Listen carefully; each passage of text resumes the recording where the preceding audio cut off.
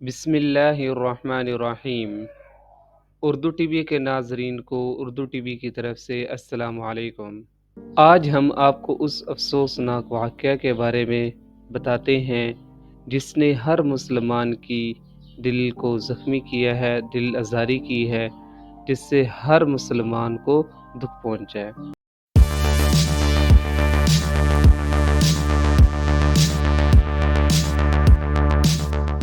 اصل میں یہ واقعہ کچھ یوں ہے کہ موصل کے مشرقی ضلع الحمدانیہ سے تعلق رکھنے والے ایک بدبخت 37 سالہ مسیحی شخص مومیکا تھا۔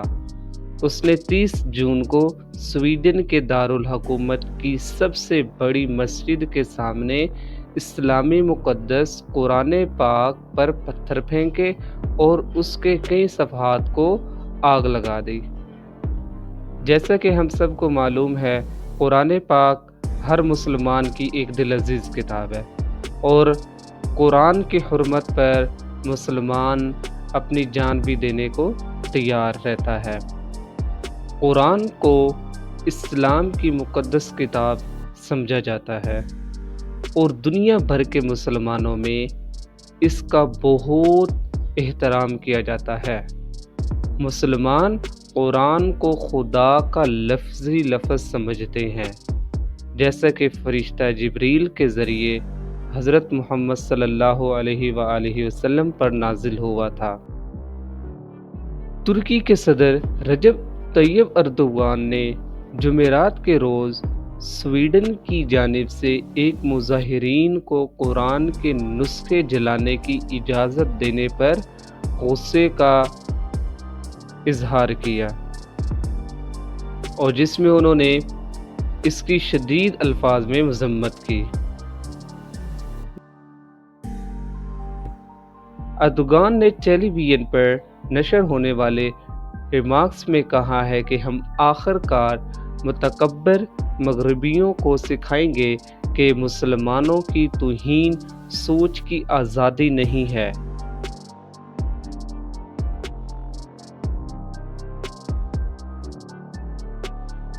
اسی طرح افغانستان کی وزارت خارجہ نے بھی کہا ہے کہ اس نے اس عمل کی سخت ترین الفاظ میں مذمت کی ہے۔ اس نے ایک بیان میں کہا، اسلام کے مقدس ترین دنوں میں سے ایک پر مسجد کے سامنے اس طرح کی گھناؤنی حرکتوں کی اجازت سویڈش حکام کی طرف سے اس عظیم مذہب اور اس کے تقریباً 2 ارب مسلمانوں کی سراسر توہین کے سوا کچھ نہیں ہے۔ جیسا کہ ہمیں معلوم ہے کہ مسلمانوں کے 2 تہوار ہوتے ہیں، 2 مذہبی تہوار ہوتے ہیں، جس میں سے ایک عید الفطر اور ایک عید الاضحیٰ ہے، اور بدقسمتی سے یہ واقعہ اس عظیم دن جس وقت تمام مسلمان حضرت ابراہیم علیہ السلام کی سنت کو ادا کرنے میں مشغول تھے، تو اس عظیم دن یہ واقعہ رونما ہوا۔ اور اسی طرح افغان دارالحکومت نے پیغام پہنچایا، ہم تمام مسلم ریاستوں اور تنظیموں سے مطالبہ کرتے ہیں کہ وہ دنیا بھر میں اس طرح کی گھناؤنی حرکتوں کے جواب میں تمام مناسب اقدامات کریں۔ پاکستان ایک اسلامی ملک ہے اور یہ ملک اسلام کے نام پہ بنا ہے۔ بدقسمتی سے یہاں کے جو حکمران ہیں وہ اپنی کرپشن کو بچانے میں مشغول ہیں، اور انہیں کسی بھی قسم کی اسلام کی توہین ہو، چاہے قرآن کی توہین ہو، چاہے حضرت محمد صلی اللہ علیہ وآلہ وسلم کے ناموس کی بات ہو، انہیں کسی بھی قسم کی کوئی فکر نہیں ہے۔ وہ صرف اور صرف اپنی کرپشن اور چوری کو بچانے میں لگے ہوئے ہیں۔ جیسا کہ ہر مسلمان قرآن کے احترام کے حوالے سے بہت سی عمومی ہدایات اور طرز عمل پر غور و فکر کرتے ہیں۔ مسلمان عام طور پر صاف ہاتھوں اور انتہائی احتیاط کے ساتھ قرآن کو سنبھالتے ہیں۔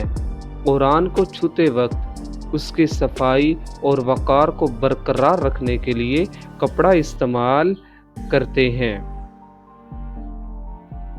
قرآن کو ہاتھ لگانے سے پہلے مسلمان پہلے وضو ادا کرتا ہے اور اس کے بعد قرآن پاک کو ہاتھ لگاتا ہے۔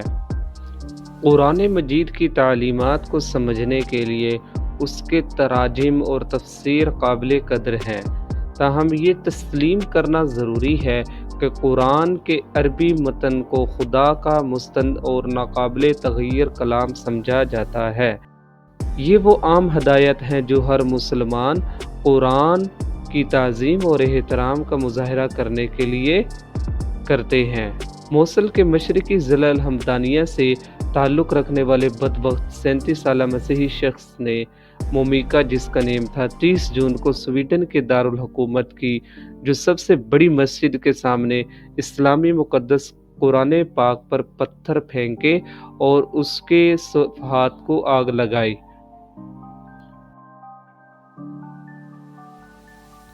اور اس واقعے کی بدقسمتی سے پاکستان کے حکمرانوں نے ابھی تک کوئی مذمت نہیں کی۔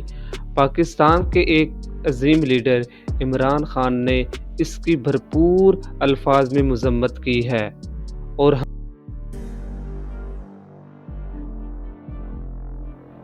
اور ہمیں اس بات پر فخر ہے کہ پاکستان میں ایک پولیٹیکل شخص نے اس کی اپنی بھرپور الفاظ میں مذمت کی ہے۔